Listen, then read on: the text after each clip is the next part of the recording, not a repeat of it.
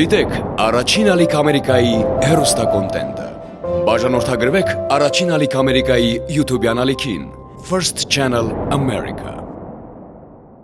Առաջին ալիք Ամերիկան ներկայացնում է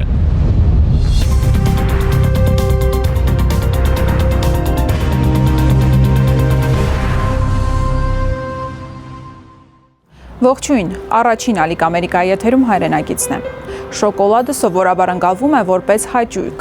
բայց երբեմն այն դառնում է պատմություն ճանապարհի, հիշողությունների եւ ընտրության մասին։ Հայրենակից հաղորդաշարի այսօրվա հերոսն իր գաղափարով փորձել է փոխել ոչ միայն համի ընկալումը, այլև վերաբերմունքը արտադրանքի նկատմամբ։ Նրա համար շոկոլադը պարզապես արտադրանք չէ, այն մշակույթ է, որում միահյուսվում են ճաշակը, ստեղծագործ եւ մանրակրկիտ աշխատանքը։ Այսօր ծանոթանալու ենք Գուրմե Դուրմե ընկերության համահիմնադիր եւ տնօրեն Իրան Բաղդադյանի հետ։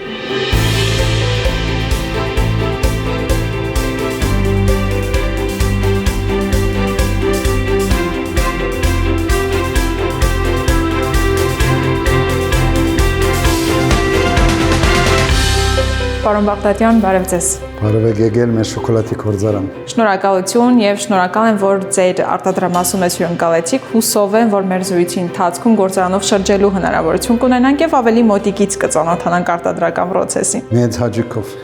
Բայց նախ ծանոթանանք ձեզ հետ։ Ընտրեմ։ Դուք մեր բազմաթիվ հայրենակիցների պես Լիբանանից եք, տարիներ առաջ Լիբանանից տեղափոխվել եք Ավստրիա, ապա Ավստրիայից եկել 2005 թվականին Հայաստան։ Ինչով էր պայմանավորված ձեր այդ որոշումը։ Գիտեք, այդ որոշումը գայացել է երևի մեր երեխա ժամանակ, միշտ հարց էինք տալիս, ինչու ենք սպիրկում, ինչու ենք դա մեջ հայերեն խոսում, ինչի դանից դուրս ուրիշ լեզու է, այդ բախումները, որ սպիրկը հայ երեխան միշտ ունենում է իր երկրում, որ ապրում է, միշտ ինչ որ պատասխան է ստանում իր ծնողից, մենք մեր պատասխանը հետևյալն էր, ասում էին, որ հիմա Հայաստանը անկախ չի, սովետի ժամանակ էր, երբ անկախանա Հայաստանը, մենք այլևս գործ չունենք սպիրկում։ Դենց խոսք էր գնում մեր տան մեջ, բայց ոչ ոք չգիտեր, որ 91 թվականին Հայաստանը պիտի դառնա անկախ, ու դրանից հետո արդեն մենք մեզ իրար հարց տալով դան մեջ ասում ենք, որ բա անկախացավ, պետք է որոշում կայանալու, բայց իհարկե առաջին տարիները ես եկել եմ առաջին անգամ 93 թվականին, գալիս էինք մենք արձակուրդի, մի շաբաթը դառնում էր 2 շաբաթ, 3 շաբաթ չէինք ուզում հետ գնալ եւ այլն, այդ բոլորը հուշում էր մեզ, որ մի օր պիտի դառնա իրականություն այդ հայրենադարձության սուրբ գաղափարը։ Ու նաև սկսանք մենք զգալ, որ մենք մեզ շատ ավելի հանգիստ ենք զգում, որովհետև փոքր ժամանակ մենք հայրենադարձությունը նայում էինք որպես վրեժխնդրություն, ինչի մենք մեր երեխա ժամանակ մեր մեծ մայրը, որ մեզ հետ էր ապրում, ինքը միշտ պատմելով լացում էր ցեղասպանության ժամանակ իր ագանջողերը 5 տարեկանով քաշելով էին հանել քողացել թուրքերը ու ինքը երկուսից էր բաժանված իր ագանջները, մենք զարմանում ենք, որ այսինչ ձև է իր ագանջը, բայց ինքը լացում էր ու սկսում էր պատմել։ Այդ պատմելու ընթացքում մենք որպես երկու դղադան մեջ շատ էինք վրթոված, շատ էինք ջղայնացած, որ ինչու պետք էր սենց բան լիներ 5 տարեկան երեխու։ Ու հետո որ պատմությունը լսեցինք, տեսանք, որ շատ ավելի դաշան բաներ ա եղել։ Ու նաև մեր մեծ հայրերը երկուսն էլ եղել են որբ, մեզ պատմում էին ոնց են որբանոցներով հասել Լիբանան։ Ու դա մեր մեջ ոխ էր արթնացնել, ու մենք մեր ոխը որպես վրեժխնդրություն ասացինք, որ հայրենադարձելով գտանք ամենալավ պատասխանը մեր կյանքի ընթացքում, իրենց դուրս են հանել իրենց երկրից, մենք վերադարձանք ու ասացինք մենք մեր ընտանիքները այնտեղ կբազմացնենք ու ցույց կտանք, որ այդ ցեղասպանությունը անհաջող ծրագիր էր։ Պարոն Բաղդադյան, վստահ եմ, որ Հայաստան տեղափոխվելուց հետո այստեղ հայրենիքում բազմաթիվ խոչընդոտների եւ դժվարությունների եք բախվել։ Ինչն է օգնել ձեզ ավելի հեշտ հաղթահարել դրանք։ Գիտեք, որ ես հիմա պատմում եմ մեր նախահայրերի մասին, միշտ այդ նախահայրերի պատմությունների մեջ կա այդ դժվարությունը, որ իրենք ունեցել են, քայլելով, քալով, անապատներով հասնել Լիբանան, կամ Սիրիա, կամ այլ ուրիշ երկիրներ, այդ դժվարության առջև հիմակվա դժվարությունը չեմ կարող անհամեմատելի է, եթե հետև նայես ու վերև նայես, ասես որ իրենք հիմա գուզենային, որ վերադառնան, ու նայում ես ինչ դժվարություն կա, որը համեմատելի է այդ դժվարության, դրա համար ամեն ինչ ավելի հեշտ է հաղթահարվում, իմանալով, որ երազ ես իրականացում ոչ քո միայն, նաև իրանց երազը, որ վերևից նայում են։ Ու դա մեզ շատ ավելի հեշտ էր դանում առաջ, ու այսօր մեկը չասի, որ դժվար է երկրից երկիր տեղափոխվելը, որովհետև մարդիկ այսօր առանց լեզու իմանալով գնում են Ամերիկա 10 տարիերով, հետո արդեն գտնում են իրենց նորմալ կյանքը, դժվար չի։ Ինչ ակնկալիքներով վերադարձաք Հայաստան եւ արդյոք այստեղ հայրենիքում ձեր բոլոր սպասելիքները արդարացան։ Գիտեք, ակնկալիքները հետևյալն են, մենք ուզում էինք այլևս Սփյուռքում չմնալ։ Այդ ամենակարևորն է, որովհետև զգում ենք, որ Սփյուռքում խոսում ենք հայրենիքի մասին շատ քիչ ենք մտածում կամ շատ քիչ ենք անում։ Այդ մի քանի հավաքները, որ դարվա ընթացքում լինում են, այդ հայրենիք փրկելու կամ օգնելու հավաքներ չեն։ Դու պետք է լինես ֆիզիկապես։ Գաս ստեղ քո գիտելիքները տնես սեղանի վրա կամ նաև աշխատադեղը ստեղծես, այդ բոլորը գալիս է այդ խոսքի եւ կորձի անցնելու այդ փուլը, որ շատերը չեն անում, բայց մենք ասեցինք հերիք այլևս խոսանք, գնանք ինչ որ մի բան փորձենք։ Իհարկե 100% բան չկար, որովհետեւ մենք մեծ գումարներով չեկանք, ասեցինք էս անենք, այդ անենք, բայց այդ հույսը կար, որ մենք կստեղծենք ինչ որ մի բիզնես ու այդ բիզնեսի մեջ մարդիկ կաշխատեն, հետո մենք էլ մեր ընտանիքները ստեղ ապահով կապրեն։ Պարոն Բաղդատյան, դուք 2005 թվականին տեղափոխվեցիք Հայաստան եւ ընդամենը 2 տարի անց արդեն հայրենիքում հիմնեցիք շոկոլադ արտադրող ինքնատիպ ձեռնարկություններից մեկը։ Ինչու հենց շոկոլադ, ինչպես առաջացավ գաղափարը։ Մենք նախ առաջին փուլը սկսանք մեր դասական ընտանեկան բիզնեսը, որն էր փաթեթավորում, որը մեր ընտանեկան 25 տարվա բիզնես էր, բերինք Հայաստանում, բայց այդ 2005 թվականում որ եկանք, այդ բիզնեսը չէր աշխատում, որովհետև շատ բան չկար փաթեթավորման, ինչպես հիմա է։ Երկար սպասելով հաջախորդների ու քիչ պատվերներ ունենալով, մենք նաև զգացինք, որ շուկան մեծ գարիք ունի հայկական բարձրորակ շոկոլադով պատրաստված ինչ-որ նվերային շոկոլադ։ Ինչու եմ ասում նվերային, որ այն ժամանակ, որ ապրում էինք ստեղ, նկատում էի, որ գողքից մարդիկ, մեր ծանոթները, մեր ընկերները միշտ ուր որ գնան, ուզում էին շոկոլադ տանեն իրենց հետ, շուտով ուզում էին խանութ մտնել, այս շոկոլադը վերցնել, որը այս մշակույթը ամեն երկիր չկա, ուր ապրել եմ ես, տենց չկա։ Տատիկին ագնում շոկոլադ է ուզում, չգիտեմ, առավոտ գործի պիտի գնա շոկոլադ, էլ չասենք նոր տարին, ինչքան շոկոլադի դուփը բդդվում է այստեղից այնտեղ, բժիշկի է գնում շոկոլադ է ուզում, նոր տասադու է գալիս դուն անպայման շոկոլադ պետք է նվիրվի։ Այդ գաղափարից ծնվեց, որ եկեք մի հատ լավ բարձրորակ շոկոլադ ստեղծենք, որի մեջ կա նաև էմոցիա, որը մարդիկ կան մեր մոտ, իրենք ասեն ուր են գնում, մենք իրենց խորհուրդ տանք, որ դուփը կամ որ սալիկը վերցնեն։ Դենց ծնվեց այդ գաղափարը, իհարկե բոլորը ասեցին չի աշխատի 2007 թվականին, բայց մենք համոզված ենք, որ կաշխատի այսօր 19 տարեկան է մեր բրենդը։ Հետաքրքիր է ինչ ճանապարհ է անցել ձեր ընկերությունը հիմնման պահից մինչև այսօր, ինչ դժվարությունների, խնդիրների միջով է անցել եւ այսօր ինչ տեղ ունի ձեր բրենդը շուկայում։ Դժվարությունները շատ չի հանդիպեցինք, որովհետեւ շատ փուլերով անցանք, չուզեցանք միանգամից վերև գնալ, քայլ առ քայլ, աստիճան գնացինք։ Եթե դենց ես անում, մի երկրում որ դու չես եղել ու նոր ես բացահայտում, քայլ առ քայլով շատ քիչ սխալներ են լինում։ Ու դենց էլ եղավ։ Իսկ հետաքրքիր է Հայաստանում շոկոլադի արտադրության առումով շուկան բազմազան է, մրցակցությունը մեծ է եւ դուք ինչպես եք վերաբերում դրան։ Մեր մոտ եկավ նվերային հատվածը, որը 50%-ն է մեր կարծիքով եւ 50% նվեր ուզողը գալիս էր մեր շոկոլադից էր վերցնում։ Պաստորեն չմնաց այնտեղ մրցակցություն, որովհետեւ մարդիկ գալիս էին հատկապես այսինչ քրությունը շոկոլադի վրա գտնելու համար։ Ունդեղ արդեն դուրս եկանք մեկ այդ մեծ մրցակցությունից ու անցանք մենք մեր ուղղությունը, մենք մեր դեսագանին ներկայացնելու շուկայի մեջ, որը կդավ իր հաջախորդը ու մարդիկ իրանց առօրյա նվերները գալիս էին մեր մոտից առնում մինչև այսօր։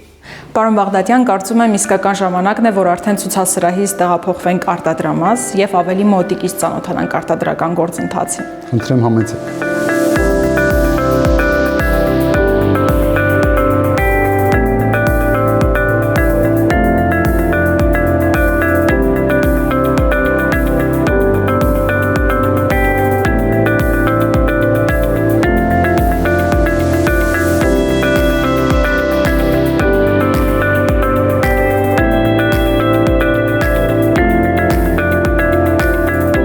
Պարոն Բաղդատյան, խնդրում եմ պատմեք ինչ փուլեր է անցնում շոկոլադը միջև գեղեցիկ փաթեթավորմամբ վերջնական տեսք ստանալը։ ուրեմն հումքը նախ հալածվում է, շոկոլադի հումքը։ Դրանից հետո անցնում է ռեժիմի, այսինքն ջերմաստիճանի ղեկավարումը այնտեղ գնում, հետո դրվում է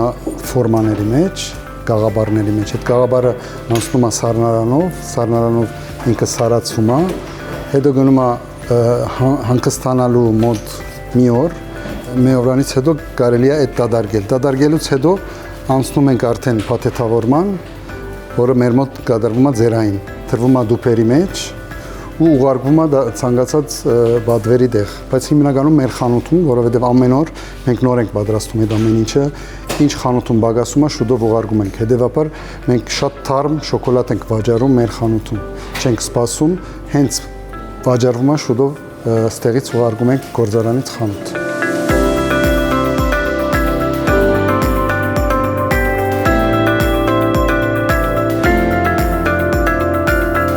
Ինչպես է որոշվում շոկոլադի որակը։ Օրինակ, հասարակ սպառողը ինչպես պետք է տարբերի լավ ու վատ շոկոլադը։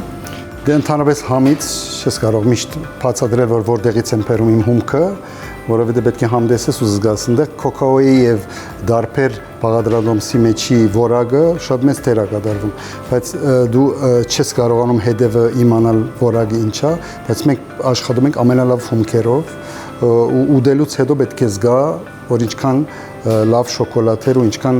հաճելի էր քմքին։ Դա ամենակարևորը, թե չէ տենց քրելով դուփի վրա չես կարող որոշել։ Իսկ կան առանձնահատկություններ, որոնք ձեր արտադրանքը տարբերում են մյուսներից։ Ինչի վրա եք շեշտը դնում։ Մենք գիտեք, որակը չենք փոխում, մենք 19 տարի է նույն բրենդը աշխատում է իր որակով, բայց մենք աշխատում ենք ամենօրյա մեր դուփի եւ դեսքի վրա, որը գնում է տարբեր ուղղություններով, մանկական, տուրիստական, ընտանեկան, սիրային, հայրենասիրական, ամեն ուղղություններով ունիկ դեսագանի, դարբեր չափերի, դարբեր ուղղություններով ու դրա վրա է մեր ամենամեծ ուժը մեր բրենդին, որը բոլորը գիտեն։ Ամենաշատը որ տեսակն է սպառվում։ Իհարկե ամենաշատը առաջին մեր ստեղծած սալիկը, որը հիմա մենք 160 տեսակ ապրանք ունենք, առաջին սալիկը, որը ստեղծեցինք, վրան գրվել էր աշխարհի լավագույն մայրիկը։ Այդ մայրիկը ամենաշատ վաճառվողն է մինչև այսօր։ Ու նաև մենք հիմա նոր ուղղություններ ենք ստեղծել, որոնք խանութում չկան, ինքը բրենդային շոկոլադն է, բոլոր գազագերբությունները իրենց լոգոներով շոկոլադ են պատվիրում, նաև էքսպոների, որ գնում են երկրից դուրս կամ ներս, կամ նաև իրենց հաճախորդները, որ իրենց այցելում են, բոլորը օգտագործում են իրենց լոգոյով, բայց մենք մեր արտադրած շոկոլադներից։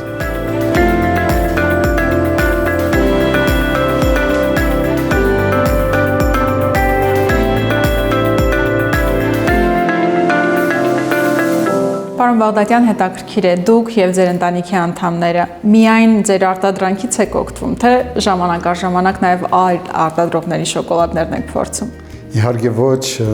իհարկե մեր ուտում ենք, բայց նաեւ համեմատում ենք ուրիշ բրենդերի, իհարկե ավելի միջազգային, որը տեսնենք տարբերությունը, բայց այնուամենայնիվ իրականությունը դա որ եթե թարմ է շոկոլադը, միշտ ավելի համեղ է, քան 1-2 ամիս անց, եթե նաեւ ինքը ճանապարհորդում է մինչև Հայաստան հասնելը։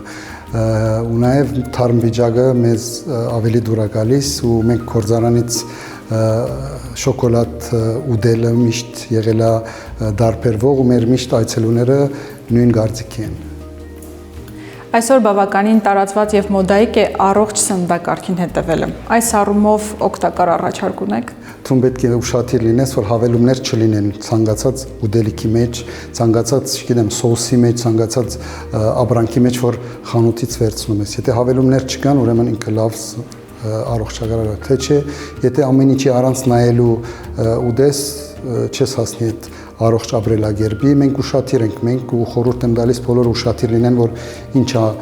բաղադրատոմսը ներկայացնում ու դրանից հետո վերցնեն ապրանքը։ Խոսենք նաև միջազգային համագործակցությունների մասին եւ ընկերության զարգացման հեռանկարների։ Մենք Հայաստանի առումով հասել ենք այդ նպատակներին, որ մեր թիրախում էր, բայց նաև նկատել ենք, որ ինչքան արտահանումը շատանում է, ինչքան ավելի շատ աշխատատեղեր է ստեղծվում մեր մոտ։ Ու մեր մոտ աշխատատեղեր ստեղծելը շատ կարևոր է։ բայց արտահանումը նաև այսօր այդքան հեշտ բան չի, օրինակ Ռուսաստանի ուղղությունը մի քիչ կանգնեց վերջին մի քանի տարին, որովհետև ռուբլի արժեքը իջավ, բայց նաև ունենք Ամերիկայի ուղղությունը, որը զարգացավ վերջին 5 տարվա ընթացքում, մենք միշտ ուղարկում ենք Ամերիկա,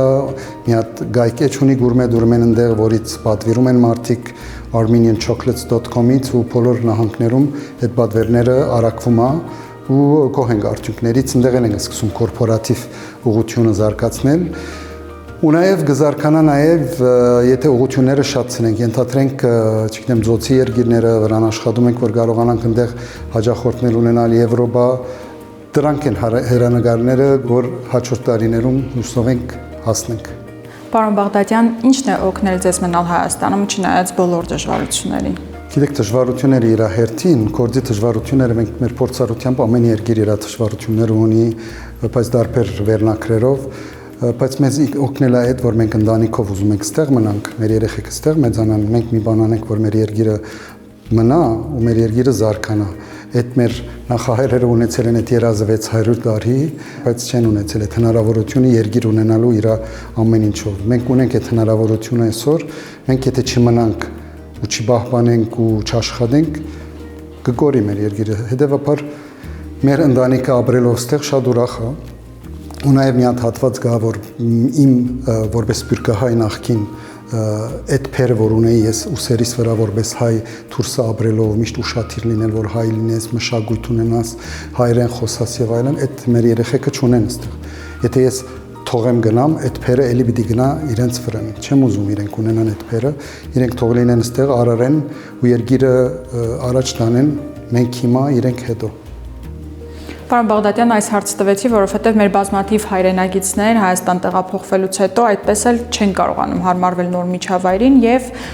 նորից վերադառնում են կամ մեկ այլ երկիր են գնում։ Ձեր կարծիքով ո՞րն է պատճառը։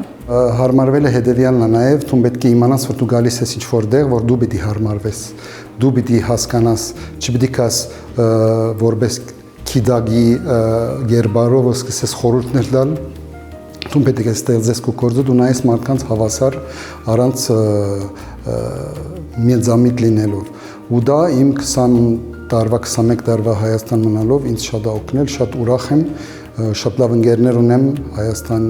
ծնված, մեծացած, նաև սփյուռքահայ, նախկին սփյուռքահայ ընկերներ ունեմ, այդ մոդեցումից է, ոնց ես մոդենում մարդկանց, ու դենց էլ ստացվում է։ Ես ապրել եմ Ավստրիայում, ապրել եմ Լիբանանում, ընդեղ էլ դենց պիտի երթաս հարմարվեց իրենց մոտ, ու կարողանաս նորմալ ուրախ ապրես, ու դա իմ հետ ստացվել է։ Պարոն Բաղդադյան, դուք արդեն 21 տարի ապրում եք Հայաստանում։ Այստեղ սիրահարվել եք, ամուսնացել եք, ընտանիք եք կազմել եւ ձեր սիրելի գործը դարձրել եք բիզնես, ընդ որում բավականին հաջողված եւ եկամտաբեր։ Այս ամենը ամփոփելով, ի՞նչն եք ամենաշատը Հայաստանում գնահատում։ Ինչ է Հայաստանը, ձեր հայրենիքը տվել ձեզ։ Գիտեք, Հայաստանը ինձ տվել է այդ զգացումը, որ այսօր ես իմ ընտանիքիս մեջ եմ։ Հայաստանը մեր համար մենք միշտ մայր հայրենիք ենք ասում եւ գալիս ենք Հայաստան, որ ոնց որ մորդ քով ես գալիս, քո ծնողքիդ քով ես գալիս ու իրենց կողք կգանքնելու իրենց դժվար եւ լավ ժամանակներով։ Այդ հաջողն է իմ, որ ես որոշել եմ կամ իմ ծնողքի մոտ ու իրենց մոտ ապրեմ, թեկուզ իրենց հիվանդ վիճակով փորձեմ փուժել։ Այդ դրանից ավելի մեծ հաջող չի գա մարդու մոտ, եթե համեմատեմ մարդկանց, որ հերույ են ապրում, փող են վաստակում, բայց իրենց ծնողքը հերույ է, ինձ համար չի։ Ու շատերի համար նույնն է, որովհետև իմ նման շատ հայրենադարձներ կա, որ նույն ցեղով եմ մտածում եմ, որ Հայաստանը մենք պետք է բահենք ու իր ուրախ եւ դժվար վիճակներով։